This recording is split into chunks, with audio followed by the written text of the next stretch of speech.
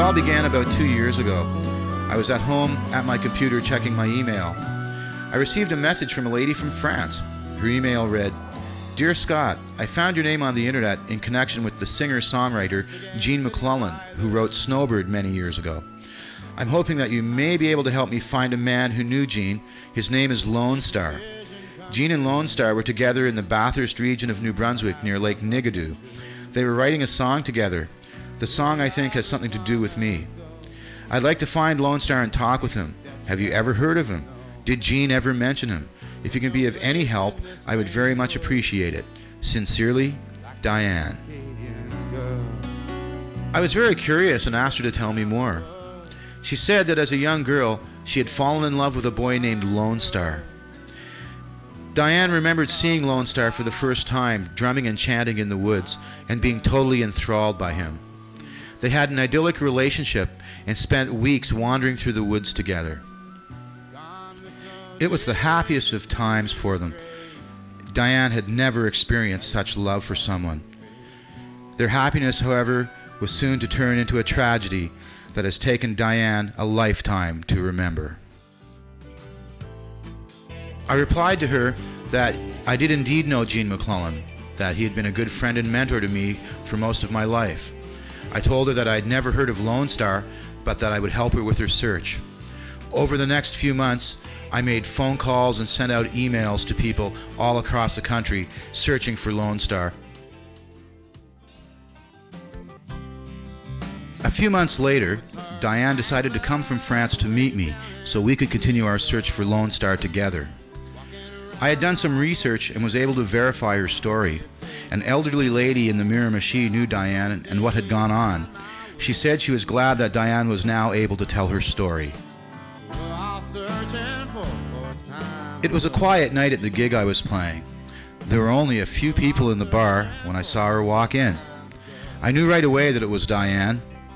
She took a seat at the bar. I finished my set and went down to introduce myself to her. I told her that I had been in touch with many people across the country, and nobody seemed to know of Lonestar. And the next day, we took my old truck and went for a drive to visit a friend of mine, John Joe Sark, who is a Mi'kmaq elder and hereditary chief. John Joe has even held audience with the Pope. I thought John Joe might be able to help Diane remember something more about Lonestar.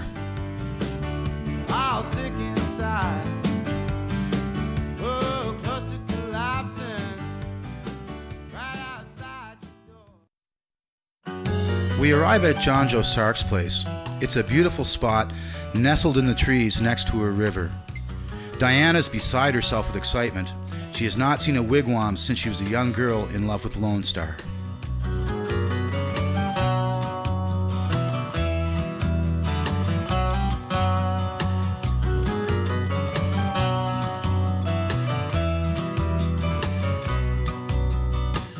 After introductions are made, John Joe suggests that we all go sit in the wigwam and have a chat. So far away, I stopped in the city on my way from work that day. Saw you sitting by yourself. Once inside the wigwam, John Joe lights a fire.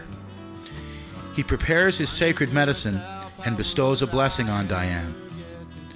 The blessing is to the 4 sacred directions.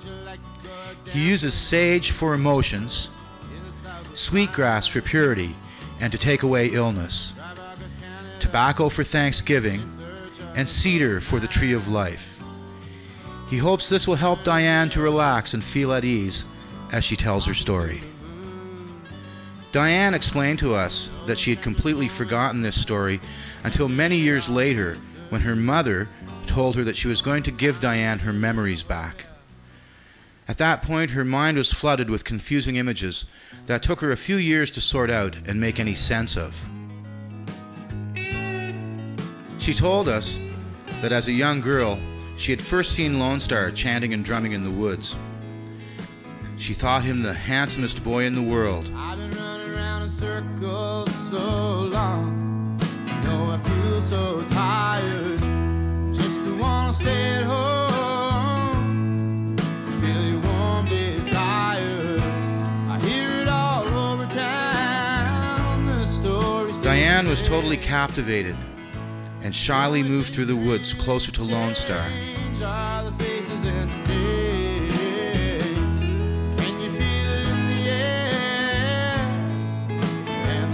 Her mind was racing and her little heart pounding.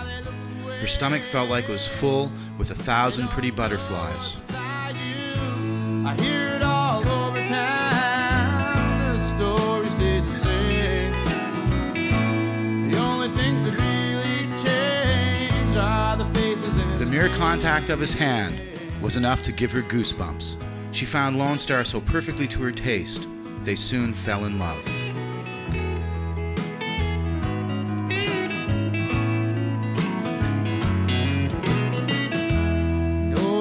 Restless at times, can't sit for a moment. So many thoughts rush by, and it's so hard to hold them. I hear it all. As they paddled the river of Lonestar's ancestors, Diane wished that this moment would last forever. The only things that really change are the faces. She felt that if her eyes never saw anything else than what they were seeing at this very minute, that her life would be complete. Faces and the names.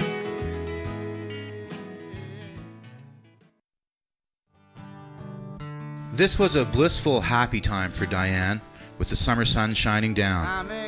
She was such an innocent and gentle soul, it seemed that the very plants she tended loved her as much as she loved them. Little animals would often appear. They could also sense the gentleness of her soul and had no fear of her. Every kid that's in between needs a home and family, not to be forgotten. Hey, little one, let's go outside. Show your face to the sun. Today there's trouble on the wind, but tomorrow it'll be alright. You sleep now, it'll be alright. So when you wake up in the morning, you're glad another day's done. You're thankful that you're young and strong. Your heart will surely guide you. Someday I'll meet you on the street. Lonestar and Diane were swept away by the love and adoration they were discovering for each other. Before they knew what they were doing, they were entwined and letting nature take its course. They held each other tightly and swore their undying love for each other. Their happiness, however, was to be short-lived. Before long, Diane sensed a change in herself. It took her a while to realize she was not sick, but pregnant. Her mother and the elders insisted that she abort the child, as she was still a child herself. Everything became a vortex of confusion and fear. Afterwards, she was in shock for a long time and lost all memory of what had happened.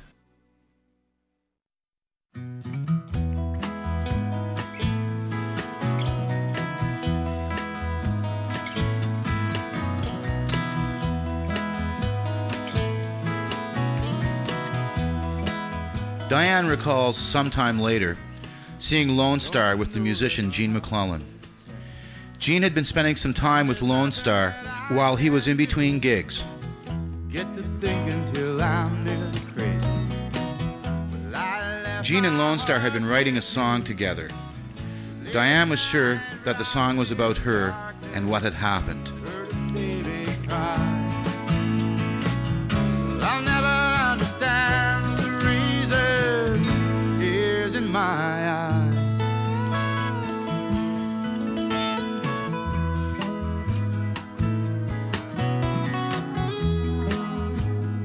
John Joe bestows a blessing on Diane to help her in her search for Lonestar and to safeguard her in her travels. The time had come for her to say her goodbyes and return to France.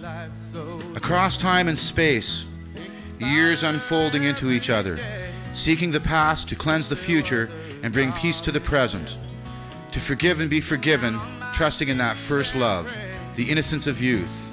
On the wings of such dreams comes a lady from France, As a young girl, her name was Snowbird.